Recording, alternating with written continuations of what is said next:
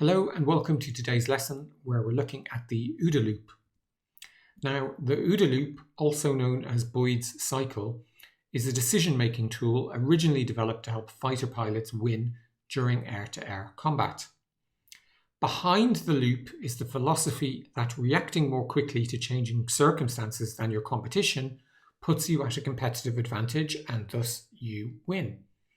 Now, it's just as applicable to business as it is to air combat. In both of these environments, you may never have perfect or complete data.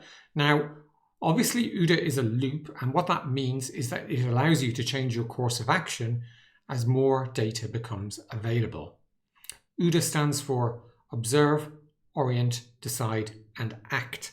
And its original goal was to help you make decisions so quickly that you interrupt your enemy's decision cycle. So in a nutshell, it's a technique for winning head-to-head contests. John Boyd was a military strategist and a United States Air Force pilot and colonel who designed the OODA Loop during the Korean War. So how do you win using an OODA Loop? Well, if you can progress through the OODA Loop faster than your competitor, then by the time your competitor has reacted to this data change, you've already moved on and cycled through the OODA Loop more times. So what that means is that they are responding to out-of-date information, which makes their next step a misstep. So as your competition begins to realize that they are being outmaneuvered at every turn, they'll become confused and they'll panic. And at this point, it becomes clear to your opponent that they will lose, which in turn breaks their willingness to fight. Now, obviously, while you're progressing through the loop, the situation may be changing or new information may come to light. And because of this, it may be necessary to cancel your planned action at any time to begin the loop again with this new data. So let's take a closer look at the loop. So the first step is observe, and the observation phase is about gathering information or data. Now, in this step, you're trying to understand what's changing both in the internal and external environment. In practice, that means understanding your own data, your competitors' strategy and the moves they want to make, the broader trends within your industry, and society as a whole. The critical point to understand is that today's data may be obsolete tomorrow. Therefore, you must collect your information as quickly as you can and be prepared to make your decisions based on that data. Now, you could obviously gather endless amounts of data, but speed is of the essence here. So you're left using what is available, even if it's incomplete. But that's okay because you can restart the loop anytime new information comes to light. The second step is orient, and this is the most important step of the loop. This phase is about analyzing the data and making sense of it.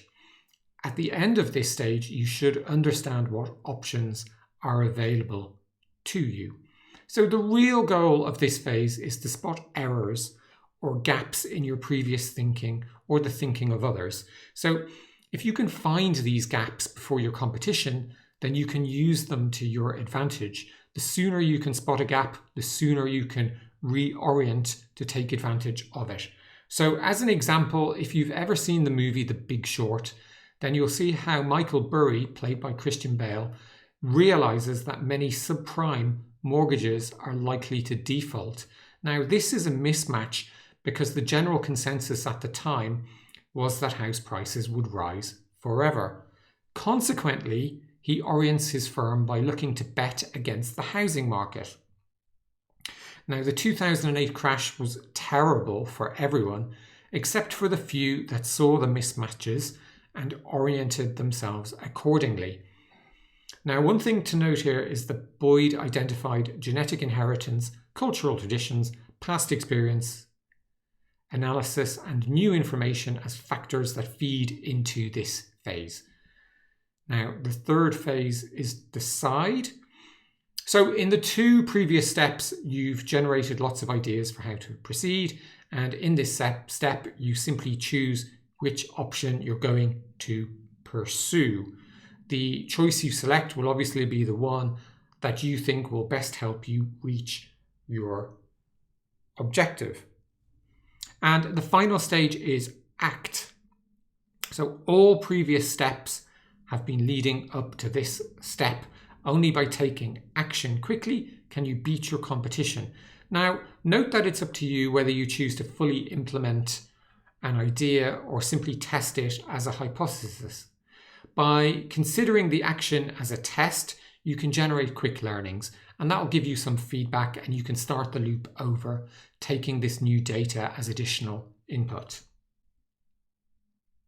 So let's look at an example, and in this example we're going to look at past competition between Netflix and Blockbuster. Now, way back in 2002, Netflix and Blockbuster were in the same business of renting DVDs.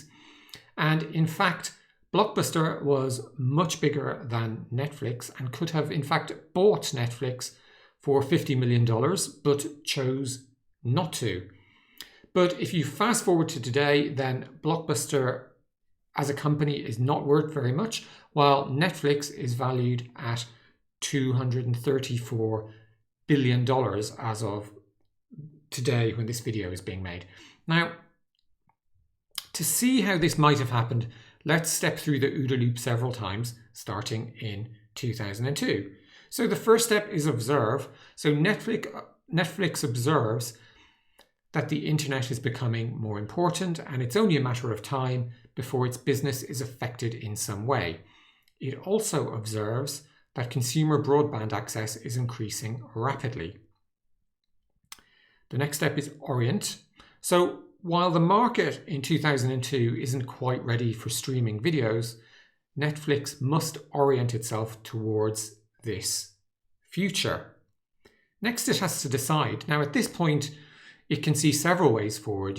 It could launch a trial service with a reduced catalogue, or it could encode its DVD catalogue onto servers, or it could engage studios to negotiate exclusive rights for online streaming. So it decides to begin by encoding its vast catalogue of DVDs onto servers so that when the time comes and streaming is possible, it makes it much easier to be ready. Now we fast forward to 2006.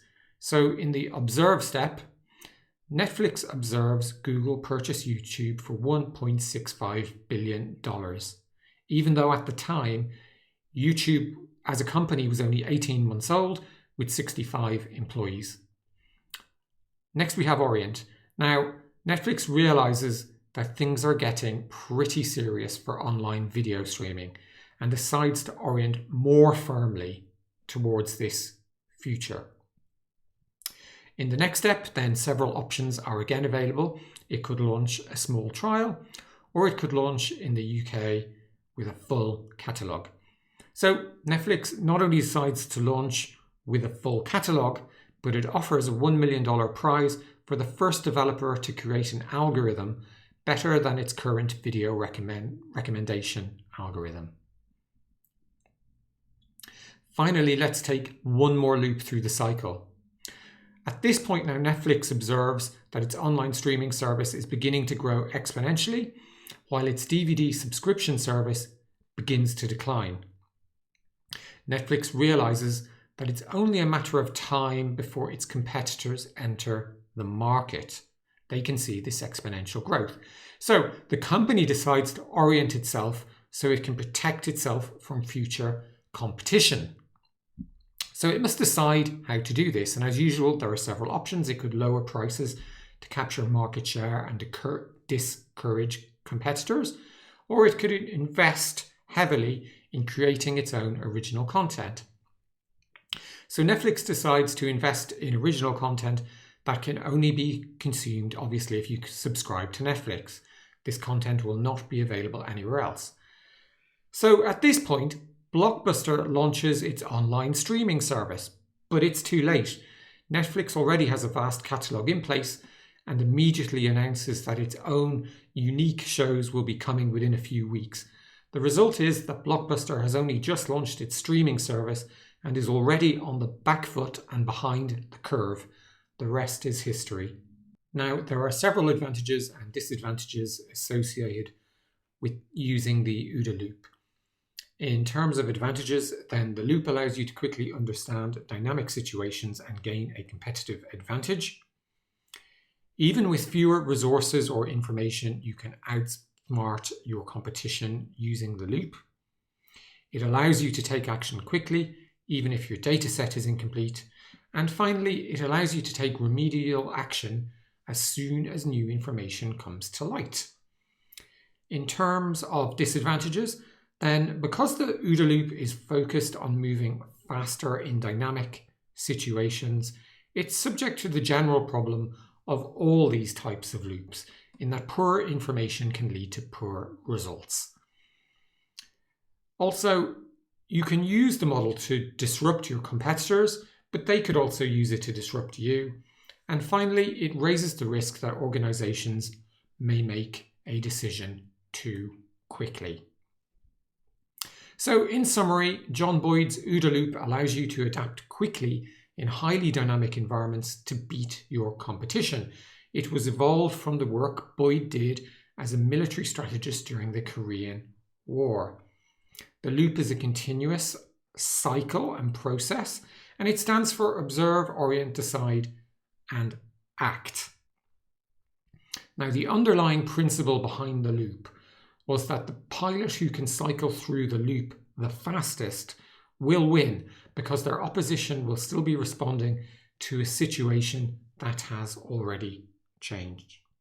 So that's it for this lesson. Really hope you enjoyed it, and I look forward to speaking to you again soon.